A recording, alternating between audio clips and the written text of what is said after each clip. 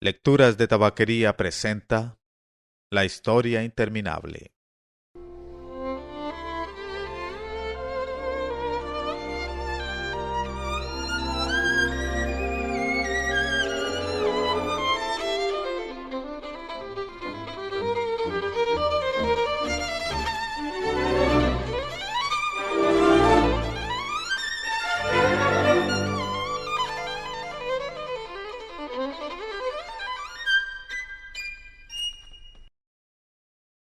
Veinticuatro. Doña Ayuola. Sayide. Su fin puede contarse rápidamente, pero es difícil de comprender, y como tantas cosas en fantasía está lleno de contradicciones. Hasta hoy se rompen la cabeza los sabios e historiadores tratando de saber cómo fue posible. Algunos dudan incluso de los hechos o intentan darles otra interpretación.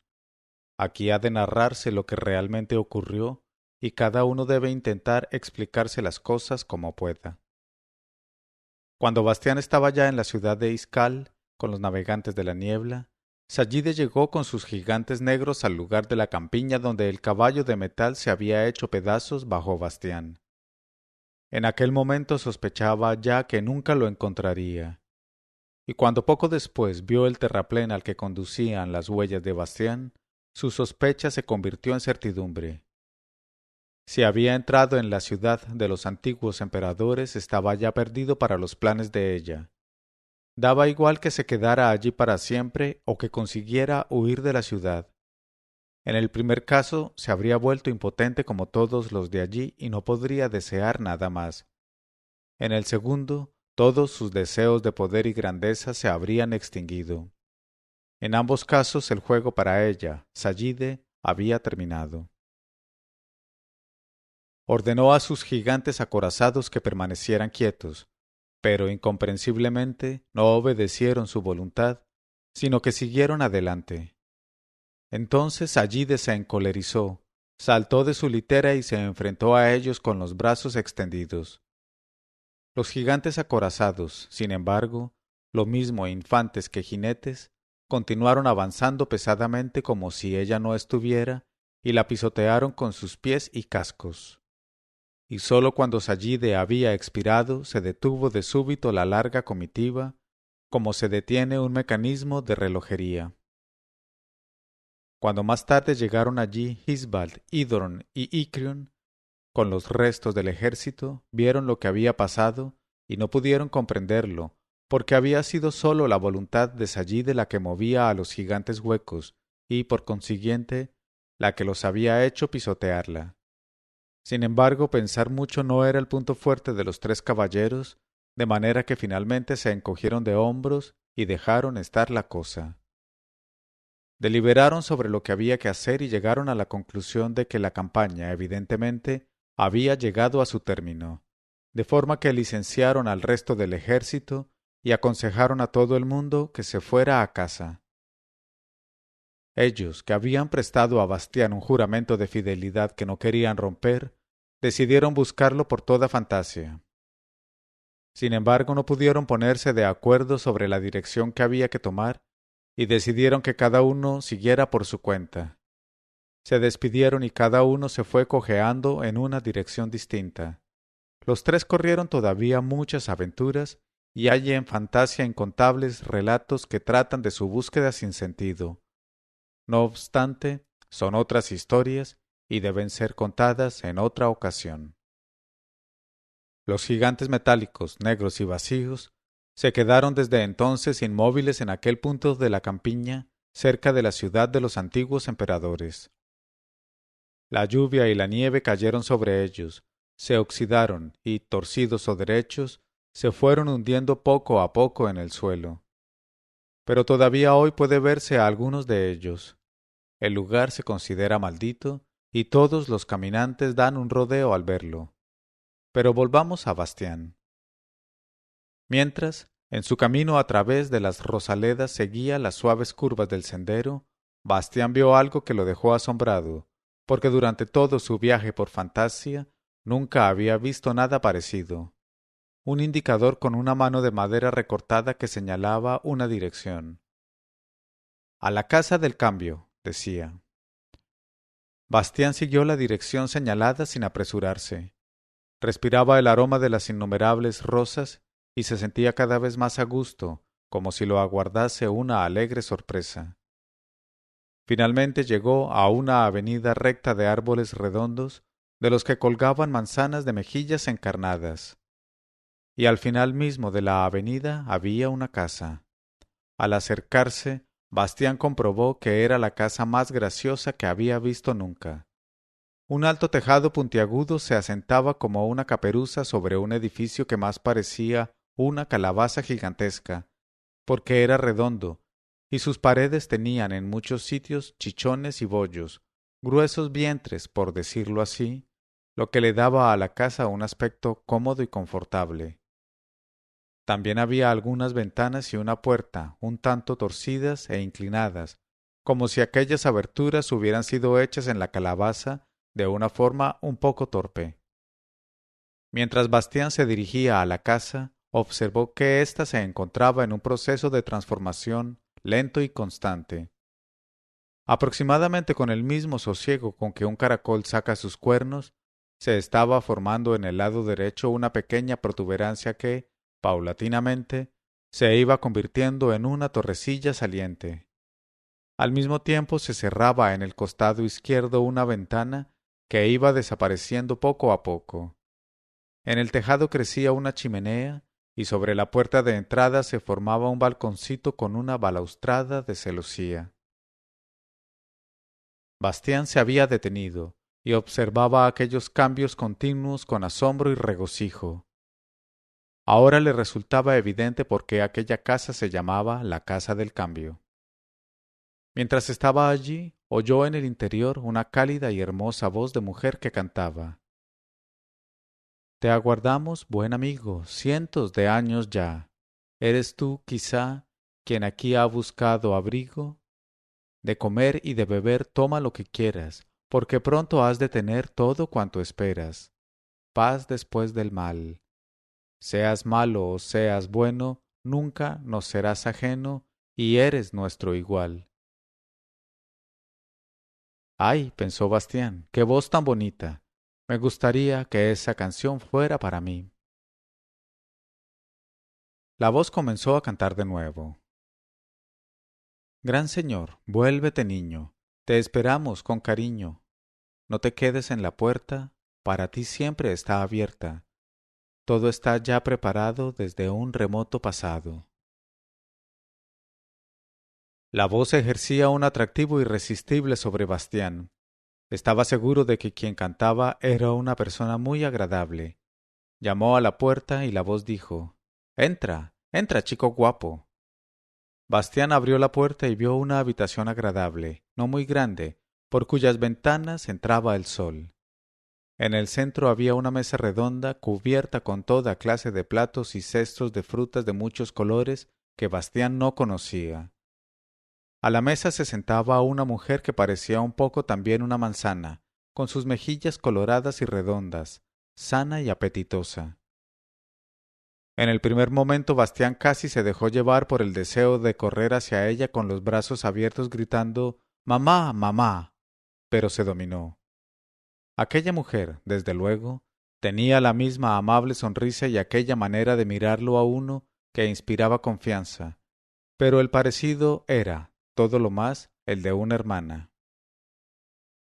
Su madre había sido pequeña y aquella mujer era alta y de algún modo majestuosa. Llevaba un ancho sombrero totalmente cubierto de flores y frutos, y también su vestido era de una tela floreada de vistosos colores. Solo después de haberlo mirado un rato se dio cuenta Bastián de que, en realidad, estaba hecho también de hojas, flores y frutos. Mientras estaba así mirándola, experimentó un sentimiento que desde hacía mucho, muchísimo tiempo no había experimentado. No podía recordar cuándo ni dónde. Solo sabía que muchas veces había sentido aquello cuando todavía era pequeño. Pero siéntate, chico guapo, dijo la mujer señalando con un gesto de invitación una silla. Debes de estar hambriento, de manera que, antes de nada, come.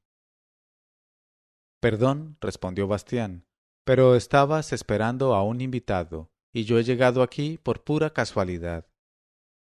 ¿De veras? Preguntó la mujer sonriendo satisfecha. Bueno, no importa. A pesar de eso puedes comer, ¿no? Entretanto te contaré una pequeña historia. Sírvete y no te hagas de rogar. Bastián se quitó su manto negro, lo puso en una silla, se sentó y cogió titubeando una fruta. Antes de morderla preguntó: ¿Y tú, no comes? ¿No te gusta la fruta? La mujer se rió sonora y francamente sin que Bastián supiera por qué. Está bien, dijo ella después de serenarse. Puesto que insistes, te acompañaré y tomaré también algo, pero a mi manera. No te asustes. Cogió una regadera que había en el suelo a su lado, la alzó sobre su cabeza y se regó.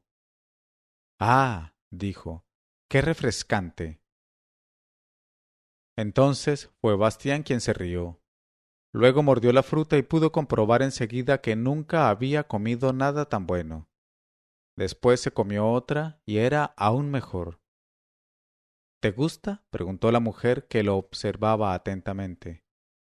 Bastián tenía la boca llena y no podía responder. Masticó y asintió con la cabeza. Me alegro, dijo la mujer. Me he esforzado especialmente. Come más, tanto como quieras. Bastián cogió otra fruta, que resultó realmente un placer. Suspiró maravillado. Y ahora te voy a contar la historia, siguió diciendo la mujer, pero que eso no te impida seguir comiendo. Bastián tuvo que hacer un esfuerzo para escuchar sus palabras, porque cada nueva fruta le producía un nuevo entusiasmo. Hace mucho, muchísimo tiempo, comenzó a decir la floreada mujer, nuestra emperatriz infantil estaba mortalmente enferma porque necesitaba un nuevo nombre y sólo podía dárselo una criatura humana. Pero los seres humanos no venían ya a Fantasia, nadie sabía por qué. Y si ella hubiera muerto, habría sido también el fin de Fantasia. Un día, o mejor dicho, una noche, llegó sin embargo un ser humano. Era un niño, y le dio a la emperatriz infantil el nombre de hija de la luna. Ella se puso buena otra vez y, en agradecimiento, le prometió al muchacho que en su reino todos sus deseos se harían realidad, hasta que encontrase su verdadera voluntad.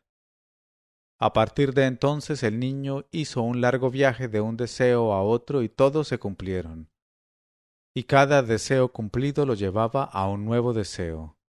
No fueron solo deseos buenos, sino también malos, pero la emperatriz infantil no hace diferencias. Para ella todo vale lo mismo y todo es igualmente importante en su reino. Y cuando, finalmente, la torre de marfil resultó destruida, no hizo nada para impedirlo. Sin embargo, al cumplirse cada deseo, el niño perdía una parte de sus recuerdos del mundo de donde había venido. Eso no le importaba mucho porque de todas formas no quería volver. De modo que siguió deseando y deseando, pero casi había gastado todos sus recuerdos, y sin recuerdos no se puede desear. Apenas era ya un ser humano, sino casi un fantasio, y seguía sin conocer su verdadera voluntad. Corría el peligro de agotar también sus últimos recuerdos sin conseguir su objetivo, y eso hubiera significado que nunca podría volver a su mundo. Finalmente sus pasos lo llevaron a la casa del cambio, a fin de que permaneciera en ella el tiempo que fuera necesario hasta encontrar su verdadera voluntad. Porque la casa del cambio no se llama así sólo porque se cambia a sí misma, sino porque cambia también a quien habita en ella. Y eso era muy importante para el niño, que hasta entonces había querido ser siempre otro, pero no cambiar. En este punto se detuvo porque su visitante había dejado de masticar.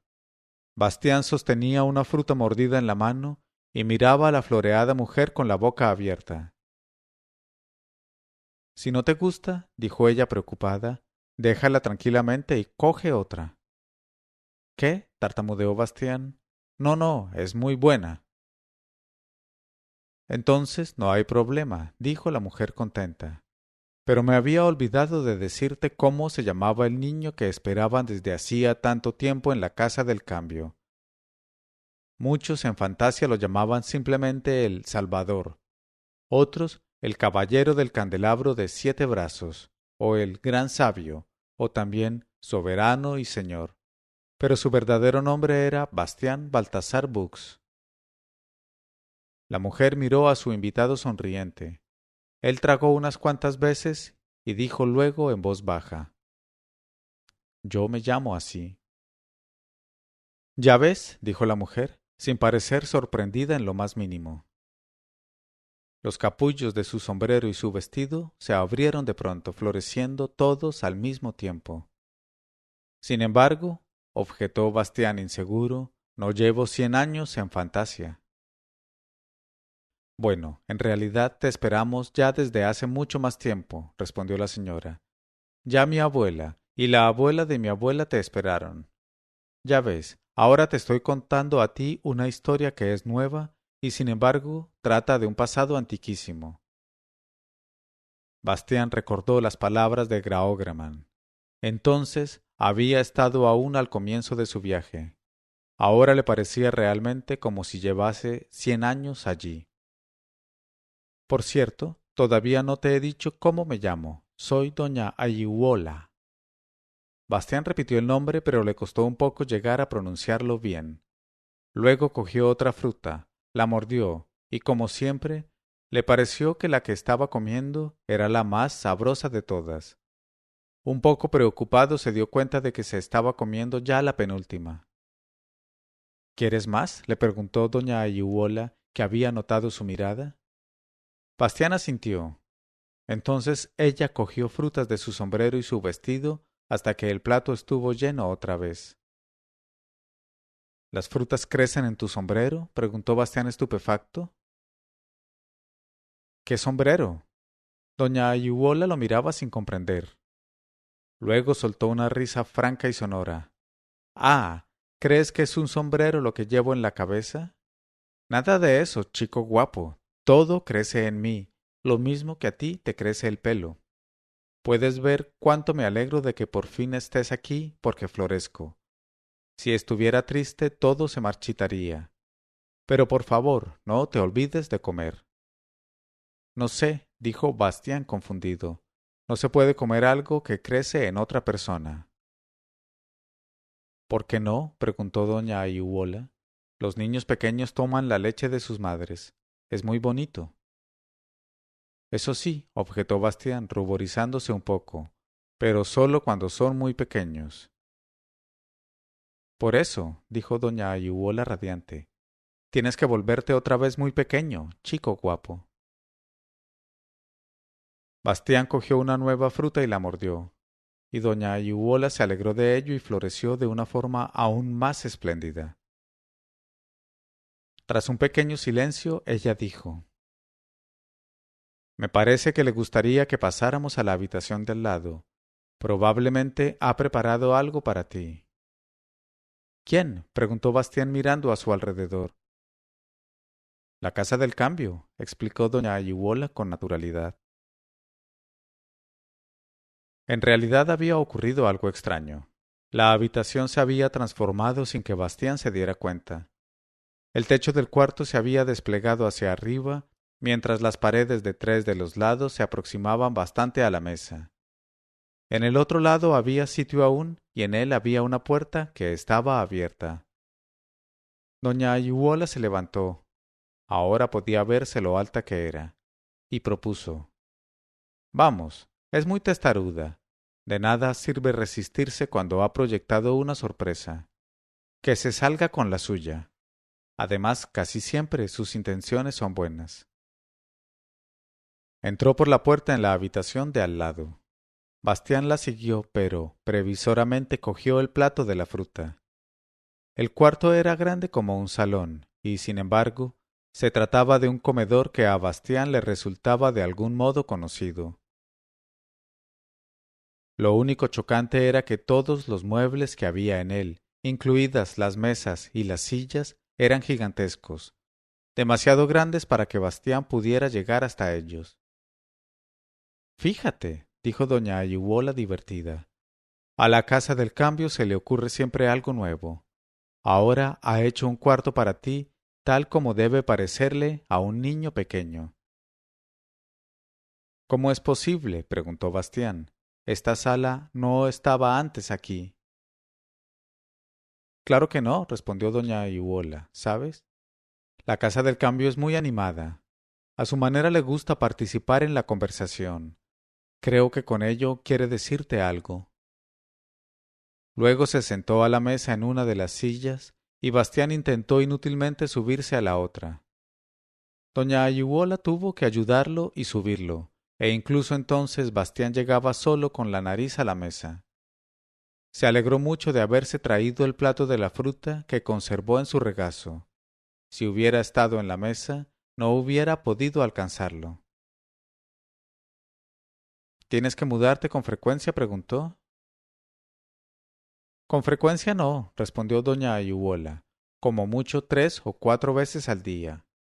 A veces la casa del cambio se divierte y entonces todos los cuartos aparecen de repente al revés, el suelo arriba y el techo abajo, o algo por el estilo. Pero es pura travesura, y si le hablo en serio pronto vuelve a ser todo razonable. En el fondo es una casa muy agradable, y en ella me siento realmente a gusto.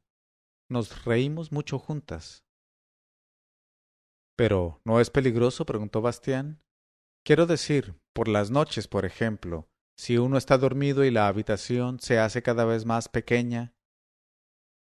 —¿Cómo puedes pensar eso, chico guapo? —exclamó doña Ayuwola escandalizada. A ella le gusto y tú le gustas también. Se alegra de que estés aquí. —¿Y si a alguien no le gusta? —No tengo ni idea —respondió doña Ayuwola—. ¿Pero qué preguntas haces? Hasta ahora nadie ha estado aquí salvo yo y tú. —Ah —dijo Bastián—, entonces, ¿soy el primer invitado? —Claro. Bastián contempló el gigantesco cuarto. Resulta difícil de creer que este cuarto quepa dentro de la casa. Por fuera la casa no parece tan grande. La casa del cambio, explicó doña Ayuwola, es por dentro mayor que por fuera. Entretanto había caído el crepúsculo y, poco a poco, la habitación se oscurecía. Bastián se echó hacia atrás en su gran silla y apoyó la cabeza. Se sentía extrañamente soñoliento. —¿Por qué me has esperado tanto tiempo, doña Ayuwola? —preguntó. —Siempre he querido tener un hijo —respondió ella—, un niño pequeño al que mimar, que necesitase mi ternura, al que yo pudiera cuidar. Alguien como tú, chico guapo. Bastián bostezó. Se sentía arrullado de una forma irresistible por la voz cálida de doña Ayuwola. —Pero has dicho —respondió—, que también tu madre y tu abuela me esperaron. El rostro de doña Ayuwola quedaba ahora en la oscuridad. —Sí —le oyó decir Bastián—, también mi madre y mi abuela quisieron tener hijos, pero ahora yo tengo uno. A Bastián se le cerraban los ojos. Con esfuerzo preguntó: —¿Cómo es posible? Tu madre te tuvo a ti cuando eras pequeña, y tu abuela tuvo a tu madre, por lo tanto tuvieron hijas. —No, chico guapo —respondió suavemente la voz—, nosotras somos distintas. No morimos ni nacemos. Somos siempre la misma doña Ayuwola y sin embargo no lo somos. Cuando mi madre envejeció, se secó, se le cayeron todas las hojas como a un árbol en invierno y se encogió sobre sí misma. Así estuvo mucho tiempo. Pero entonces un día empezó a echar de nuevo hojitas, brotes y flores y finalmente frutos. Y así surgí yo, porque aquella nueva doña Ayuwola era yo. Y lo mismo pasó con mi abuela cuando trajo a mi madre al mundo. Las doñas Ayuwolas solo podemos tener un hijo si nos marchitamos antes. Pero entonces somos nuestras propias hijas y no podemos ser madres. Por eso estoy tan contenta de que estés aquí, chico guapo. Bastián no respondió. Había caído en una dulce somnolencia en la que escuchaba las palabras de doña Ayuwola como una cantilena. Oyó cómo ella se levantaba, se dirigía hacia él y se inclinaba. Doña Ayuwola le acarició dulcemente el cabello y le dio un beso en la frente. Luego Bastián notó que ella lo levantaba y se lo llevaba en brazos. Bastián apoyó la cabeza en el hombro de doña Ayuwola como un niño pequeño. Cada vez se hundía más profundamente en la cálida oscuridad de su sueño. Le pareció que lo desnudaban y lo acostaban en una cama blanda y perfumada. Lo último que oyó, ya muy lejos, fue la hermosa voz que cantaba suavemente una cancioncilla. Duerme, niño, buenas noches, duérmete ya sin reproches. Gran Señor, hazte pequeño, duerme con todo tu empeño. Cuando se despertó a la mañana siguiente se sentía mejor y más contento que nunca. Miró a su alrededor y vio que estaba en una habitación pequeña y muy agradable, dentro de una cuna. Verdad era que se trataba de una cuna muy grande, o más bien, de una cuna tal como le parecería a un niño pequeño. Por un momento le pareció ridículo, porque, desde luego, ya no era un niño pequeño. Seguía conservando todas las fuerzas y facultades que Fantasia le había dado, y también el signo de la emperatriz infantil colgaba como antes de su cuello. Pero un momento después le resultó completamente indiferente que pudiera parecer ridículo o no que estuviera echado allí.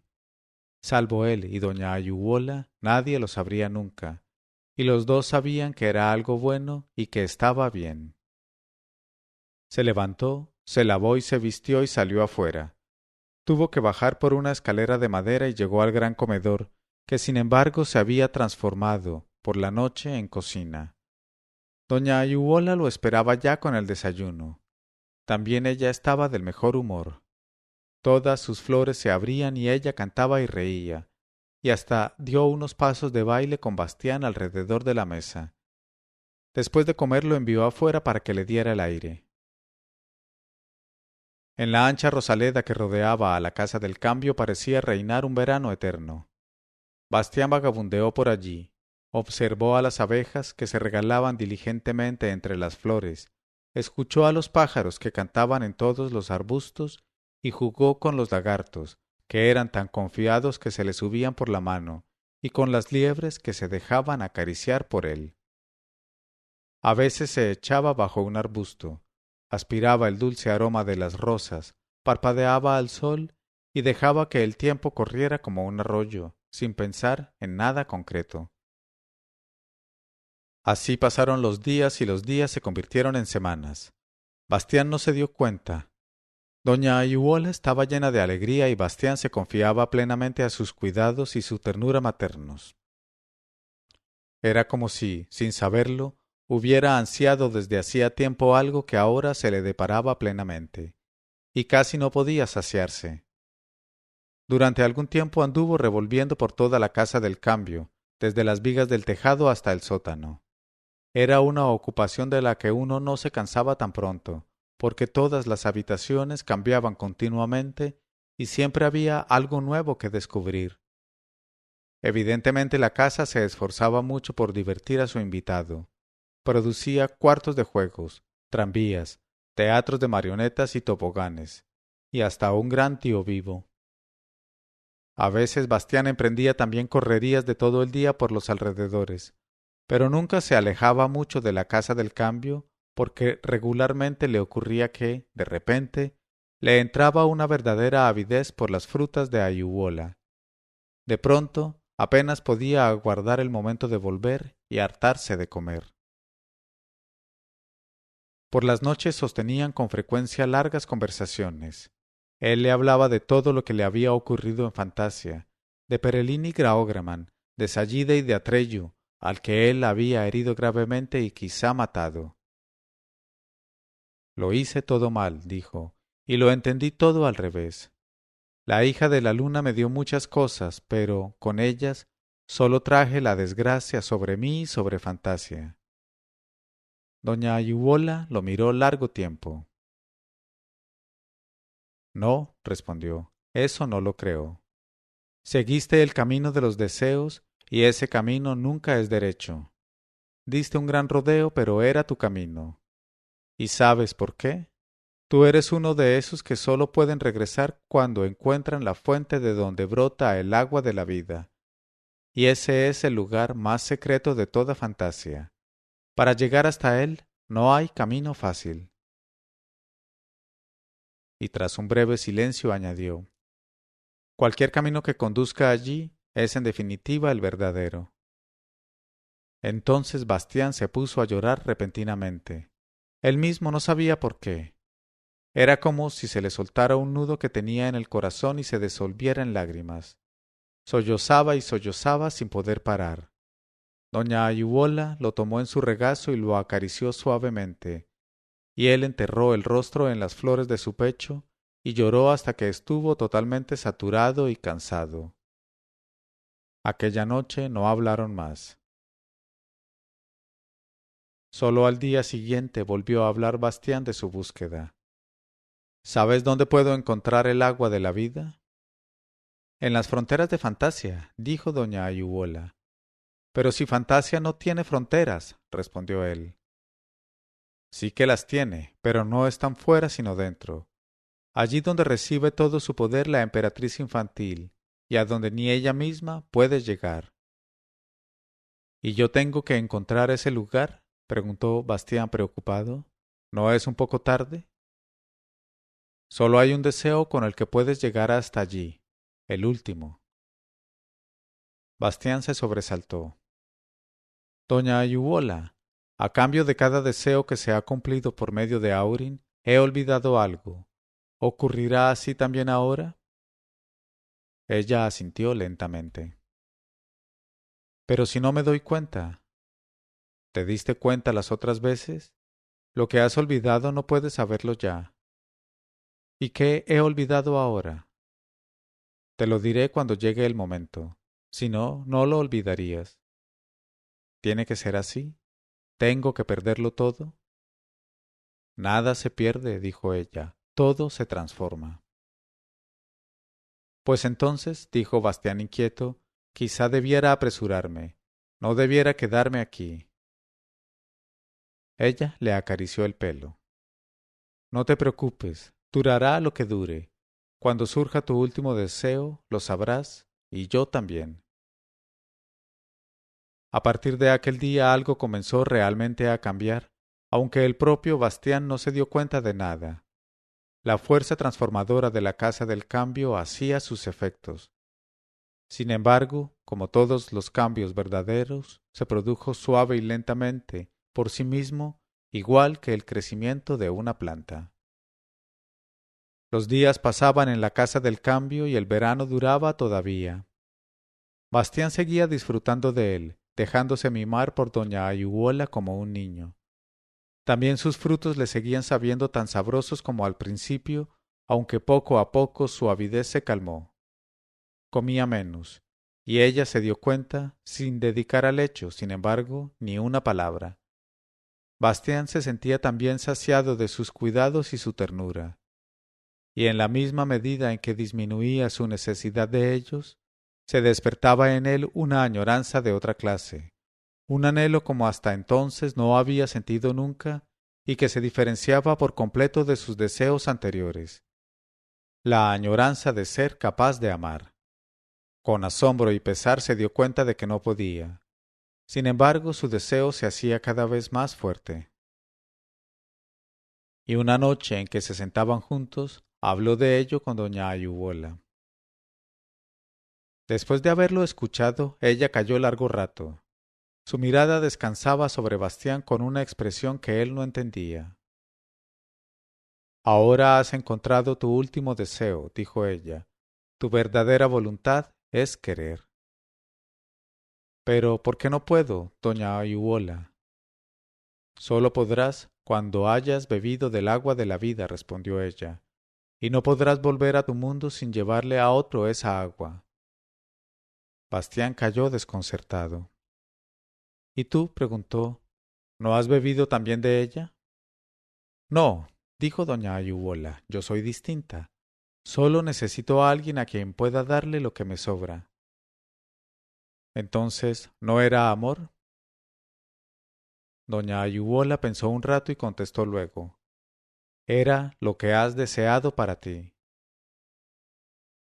¿No pueden querer los fantasios? Igual que me pasa a mí, preguntó el temeroso.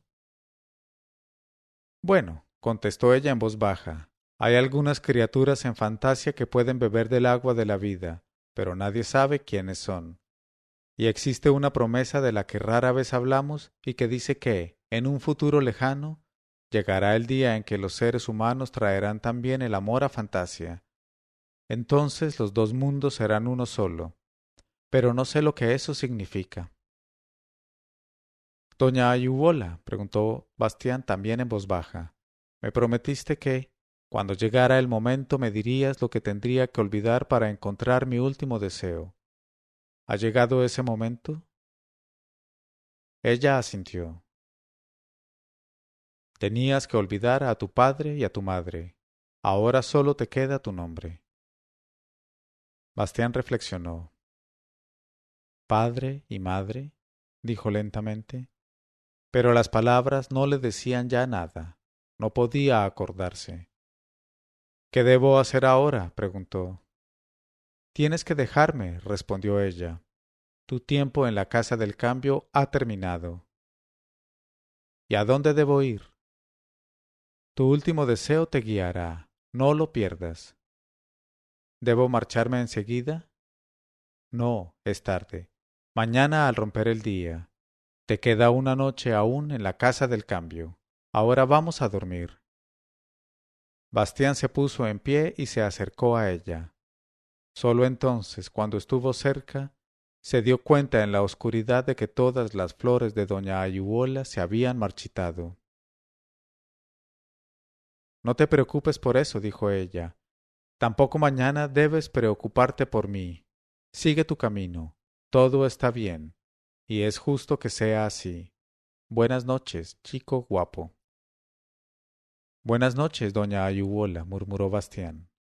Luego subió a su cuarto. Cuando bajó al día siguiente, vio que doña Ayuwola seguía en el mismo sitio. Todas las hojas, flores y frutos se le habían caído. Tenía los ojos cerrados y parecía un árbol negro y reseco. Bastián se quedó mucho tiempo ante ella mirándola. Luego se abrió de repente una puerta que llevaba afuera. Antes de salir, Bastián se volvió una vez más y dijo, sin saber si se dirigía a doña Ayuwola, a la casa o a ambas. Gracias, gracias por todo. Luego cruzó la puerta. Fuera durante la noche había llegado el invierno. La nieve le llegaba a la rodilla y de la rosaleda en flor solo quedaban negros setos de espinas. Hacía mucho frío y reinaba una gran calma. Bastián quiso volver a la casa para recoger su manto, pero puertas y ventanas habían desaparecido. La casa se había cerrado por todas partes. Tiritando, Bastián emprendió el camino.